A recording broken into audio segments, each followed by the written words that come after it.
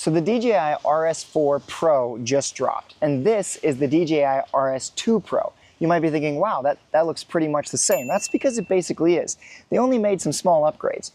And I wanted to talk about the reality that the gimbal itself is not going to make the difference. If you don't have good composition, good lighting, you don't know your frame rates, your field of view, your f-stops, your shutter speeds, like if you don't know how to work the camera and how to do all of that stuff, angles and all those kinds of things, then you're not going to be able to use the gimbal correctly. You're not going to get great shots. Like you can have a gimbal and get terrible shots because you don't know how to work it. It's going to take you time and a whole lot of practice to get used to using this thing in a way that actually looks professional.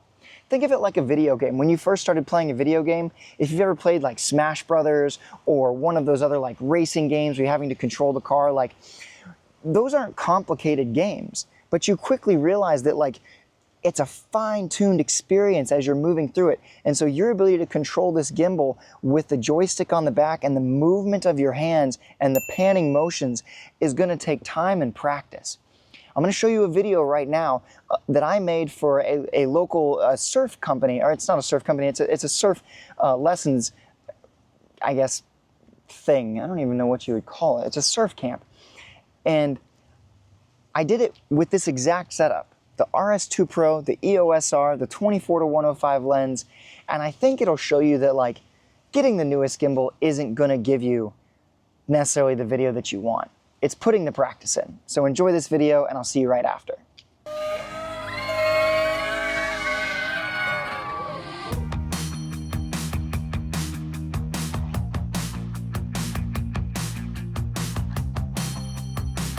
Everybody grab bags. You want a bag?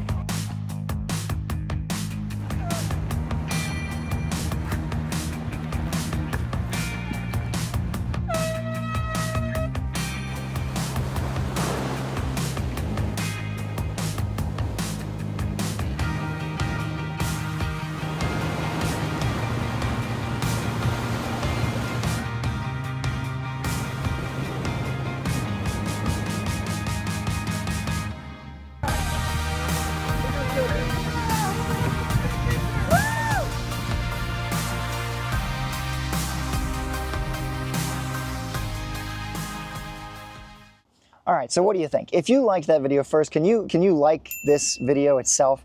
Like I'm trying to help people make better buying decisions, and I feel like this is a good way to do that, is to show you like what you can do with the older versions and maybe let you compare the difference. I think that at the end of the day, if you are someone that's looking for a gimbal, you've got to consider these 4 things. You've got to consider your budget, how you're going to use the gimbal, the weight of your camera, and the length of the lens, because that's going to be impacting your decision. If you're someone that has the right weight, this is 10 pounds, but your lens is too long, then you're going to want to go with the RS3 or the RS4 because they have a little bit more length space within the build. But otherwise, I think you're going to be pretty happy with something like this. Like I wouldn't sell this or trade this right now. Yeah, it doesn't have the auto locking features. Yeah, the motors are a little less strong, like maybe 20% less, but like I don't even know what that means, how much of a difference that actually makes. And more importantly, like this thing does everything that I need it to do. Now, if you're someone that needs the vertical mounting option, yeah, that's different. But again, if this video helped you, please consider coming and joining my community, The Better Buy.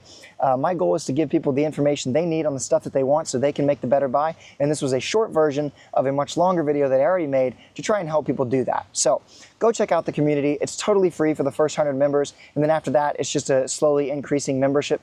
And obviously, the earlier you get in, the cheaper it is for you for life. So I'd love to have you over there helping people out, growing and getting value for yourself. And I think it's going to be an awesome place to be. So have a great one. Go check out the community, and I'll see you in the next one. So this gimbal might not have auto locking, but watch this. I'm going to press the power button. Everything just went off. And within a few seconds, this whole thing is locked down. So you're not talking about some crazy amount of time to do this.